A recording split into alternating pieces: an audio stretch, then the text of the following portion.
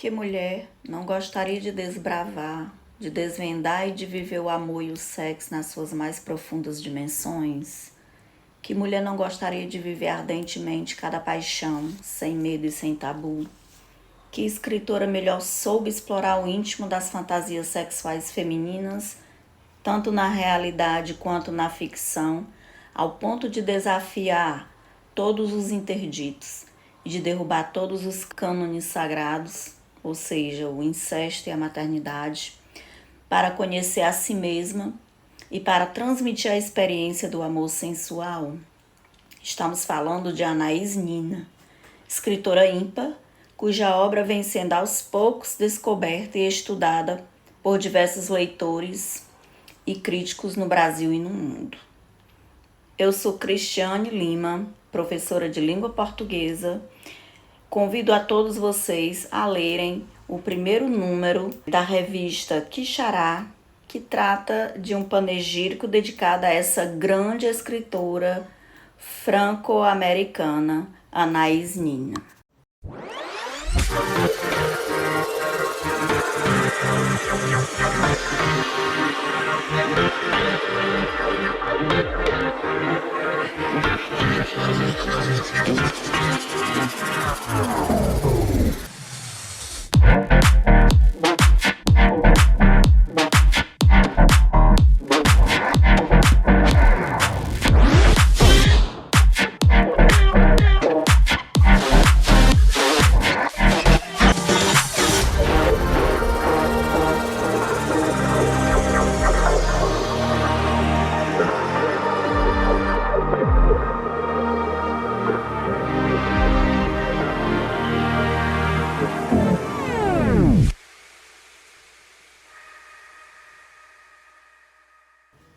O meu encontro com Anaïs Nin, pioneira da literatura erótica, ocorreu durante as aulas do grupo de estudos de literatura escrita por mulheres, Filhas de Avalon, chefiado, dirigido, orientado pela professora Ilis Câmara. Anaïs Nin afirmava que o erotismo é uma das bases do conhecimento de si mesmo e algo indispensável à poesia. Esse foi o pensamento que norteou todo o percurso pessoal e criativo dessa mulher, que foi uma das primeiras escritoras de histórias eróticas da era moderna. O seu nome completo, Ângela Anaïs Juana Antolina Rosa Edelmira Nina Ecumel, mais conhecida no meio literário por Anaïs Nin.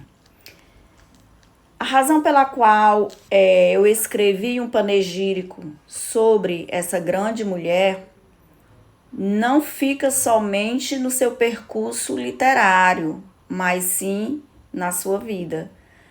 Anaïs Nin nasce em 21 de fevereiro de 1903, na França, num bairro de classe média alta, Neuilly-sur-Seine. Ela é pisciana e, como toda pisciana, é um pouco difícil. Família composta por artistas, o pai pianista, a mãe cantora. Então ela teve sempre uma vida sem raízes. Nasce na França, o pai abandona a família. Ela vai com a mãe para os Estados Unidos. A mãe ensina a filha a frequentar a biblioteca. O ambiente familiar, embora conturbado e violento, transbordava de expressões artísticas. Como já foi dito, o pai de Anaïs Nin era músico, a mãe cantora. Então, apesar de tudo, ela cresceu no meio das artes. Foi abandonada pelo pai aos 10 anos, mas cresceu em culturas de línguas diferentes, francês, o inglês, o espanhol. Anaïs se torna uma adolescente deslumbrada pela literatura e pela escrita de seus diários íntimos, que ela começa a escrever dentro do navio que a levava a Nova York, a uma nova vida. Isso depois do abandono do pai. Então, nesses diários, Os diários começam a partir de uma carta que ela escreve ao pai. Então, a partir desse momento, ela sente essa necessidade de reverberar na escrita o que ela sentia. Ao chegar em Nova York com a mãe e o irmão, Anaís frequenta várias bibliotecas, onde ela lê todos os livros de A a Z. Mergulha nas histórias de Proust, mergulha nas histórias de George Sand, lê bastante escritores de língua inglesa. Então, a Anaís lê sem parar, é uma devoradora de livros. No entanto, segundo ela, foi com Marcel Proust que aprender a transgredir a cronologia e a obedecer aos ditames e às instituições da memória, sobretudo da memória sentimental, pois ela só escrevia sobre algo quando conseguia senti-lo. Então, vivendo nos Estados Unidos, ela casa jovem, aos 19 anos, com um banqueiro anglo-saxônico chamado Hugo Guilher, que ela chamava de Hugo, experimenta o ócio e a frustração sexual. Então, a filha sem pai, abandonada pelo pai, enfim, encontraram um marido, né? Mas com a quebra da Bolsa de Nova York, eles decidiram voltar a Paris. E voltando a Paris, casada com esse rapaz, ela começa a descobrir novas leituras, entre elas o livro do D.H. Lawrence, Woman in Love, inteiramente consagrado às descrições de sentimentos, sensações do consciente e do inconsciente. Então, a Anaís, ela adora esse livro e ela decide escrever um ensaio. Esse ensaio vai ser publicado, ela não tem coragem suficiente de assinar com seu próprio nome, então ela decide colocar um pseudônimo, né, de Melissandra. Sempre eu digo que é a partir daí que começa o grande percurso de mentiras, né, porque a Anaís Nin não era só uma boa escritora, mas também uma mentirosa, uma PhD em mentiras. E nós vamos já saber por quê. Então, a dúvida que persiste é a de que a intenção foi realmente preservar esses entes queridos, porque ela não queria assinar, né, o seu artigo com o seu próprio nome, sim usar um pseudônimo. Ela queria preservar a família ou era mesmo para ter o prazer de usar uma máscara, né? Característica presente em todas as suas obras futuras, que é a questão da máscara, da mentira. Então, a Anaís, ela vai utilizar-se muito desses subterfúgios, tanto na vida real, quanto na ficção. Então, nos anos 30, a Anaís Nin conhece o escritor norte-americano e o grande boêmio Henry Miller, com quem mantém um relacionamento amoroso fusionante e cheio de mentiras, porque o Henry Miller, grande escritor também de literatura erótica, mas que era casado com June, e com Anaís Nin, os dois grandes escritores passam a ter um caso, e é nessa relação que a mulher, Anaís Nin, se descobre o prazer, descobre o erotismo. Ao mesmo tempo que Anaís Nin, casada, vivia um affair com Henry Miller, casado com Júnior, ela também tinha um relacionamento amoroso com a esposa do Miller. Então, vejam aí a mistura, né? A dificuldade de encontrar subterfúgios para sair com Júnior enquanto ela era casada, enquanto Júnior também era casada com o Miller. Bom, então viveram nisso. O certo dia, já morando em Clichy, para quem não conhece, é no subúrbio parisiense, é um bairro super boêmio, né? Onde Henry Miller e Anaís Nin viveram grandes momentos da idília amorosa, né? Segundo a própria Anais Nin em seus diários, Miller chegou a escrever 900 cartas para ela. Então, era um amor fusionante, era um amor exagerado, era um amor carnal, era um amor intelectual. O amor a este homem e grande escritor, por amor a ele, a Anaís começa a estragar o próprio casamento com Hugo, deixa de ser uma mulher vaidosa, começa a vender seus vestidos para ajudar os amigos, para ajudar o próprio Miller. E se sente culpada, né? Se sente culpada pelas mentiras e atormentada pela ausência também do pai. Então, ela, por conta dessa sobrecarga, ela vai procurar ajuda na psicanálise. E na psicanálise, ela vai conhecer outro homem com quem ela vai manter outro caso amoroso. Ela não vai deixar o marido, ela não deixa Henry Miller e ela engata uma nova relação amorosa. A Casa do Incesto foi o primeiro livro de ficção de Anais Nin, que foi publicado em 1934 em forma de poema em prosa. A leitura gera para alguns um certo desconforto, por se tratar de uma obra surrealista e experimental, além de trazer temas como a loucura, a sexualidade, a impossibilidade de dizer a verdade e, claro, o incesto.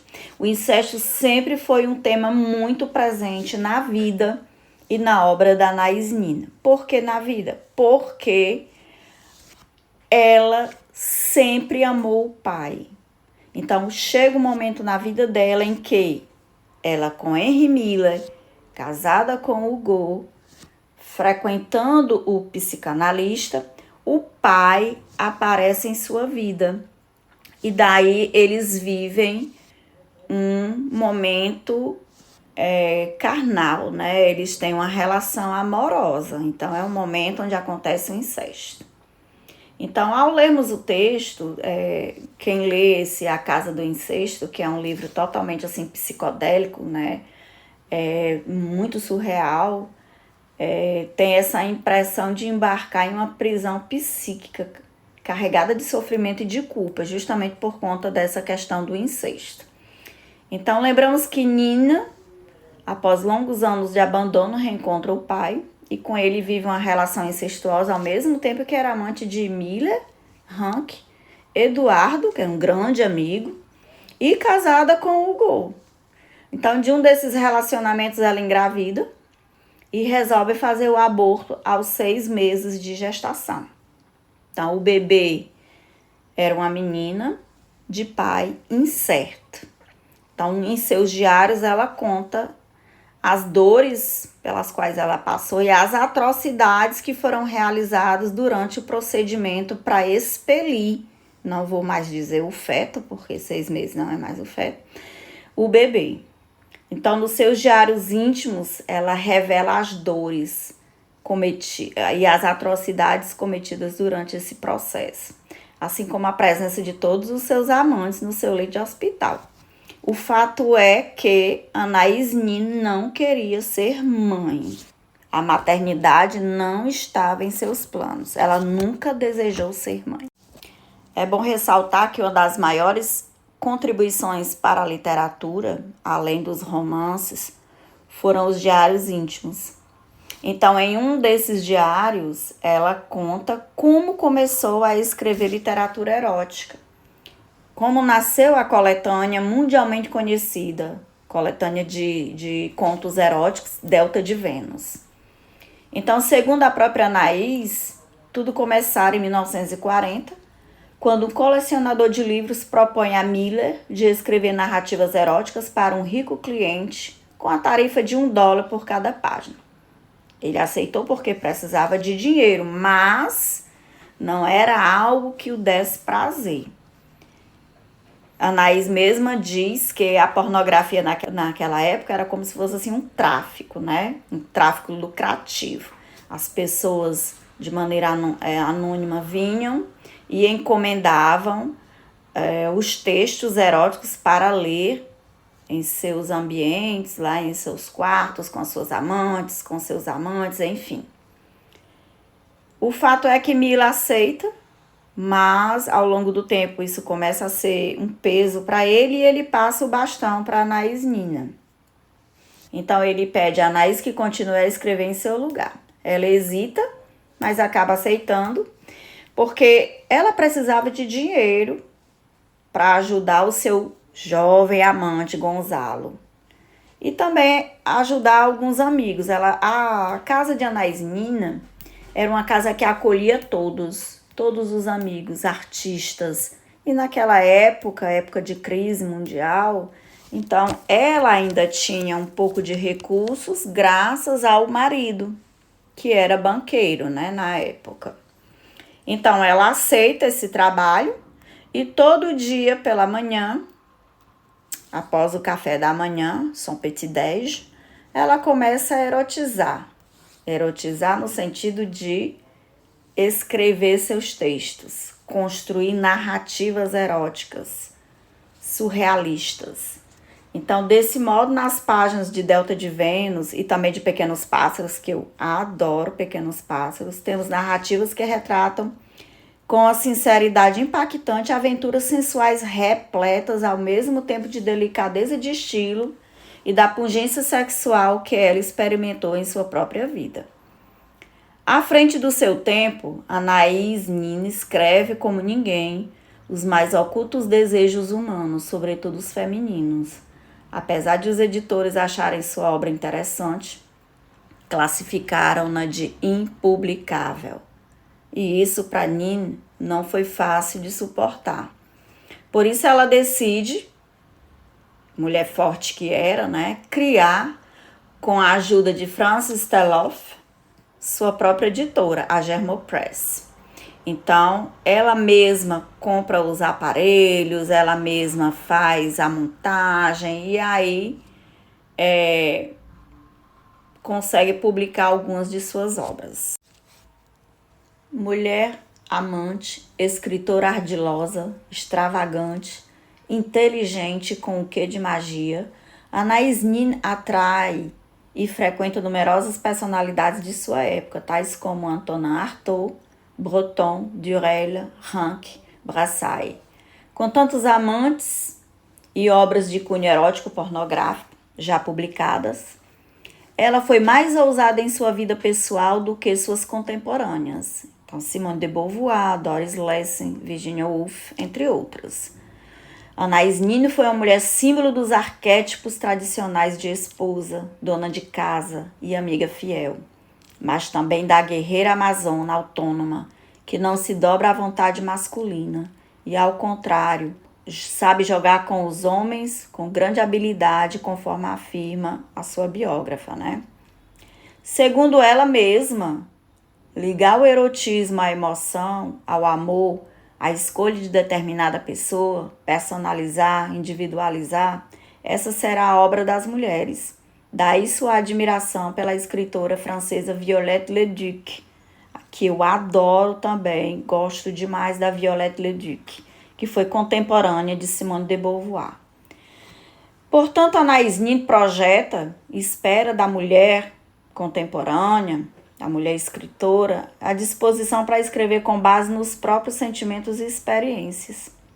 Em obras como os diários, que registram mais de 50 anos de sua vida, temos confissões extraordinárias que compreendem desde as experiências sexuais a encontros e desencontros vividos pela autora.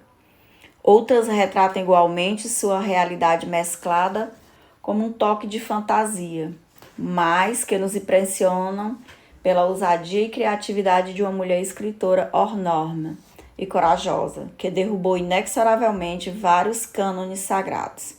Portanto, podemos constatar que no âmago de suas obras existe um ciclo arquétipo de retorno ao eu, que ela mesma explica. Vou citá-la. Supondo-se que nossa jornada mitológica tenha sido por um labirinto de onde finalmente sairíamos, teríamos que sair dele com todos os nossos eus. Não poderíamos deixar partes de nós para trás no labirinto. Termina a citação. No começo de janeiro de 1977, Anaïs telefona a seus entes queridos pedindo-lhes perdão, pois imagina como será julgada após a publicação de seus diários. Então, em um dia frio, chuvoso, observando as árvores pela janela do quarto de hospital, nossa grande guerreira falece de câncer nos ovários, depois de muita luta pela cura. É muito difícil e ao mesmo tempo honroso falar em tão poucas linhas, em tão pouco tempo, sobre uma mulher tão especial e singular como Anais Nin. Temos certeza de que ela abriu caminhos para mim, para tantas outras, a fim de que pudéssemos entender o que é ser mulher e assim termos coragem para expressarmos nossas vontades e desejos sem tabus e medos. Anais Nin é sinônimo de liberdade.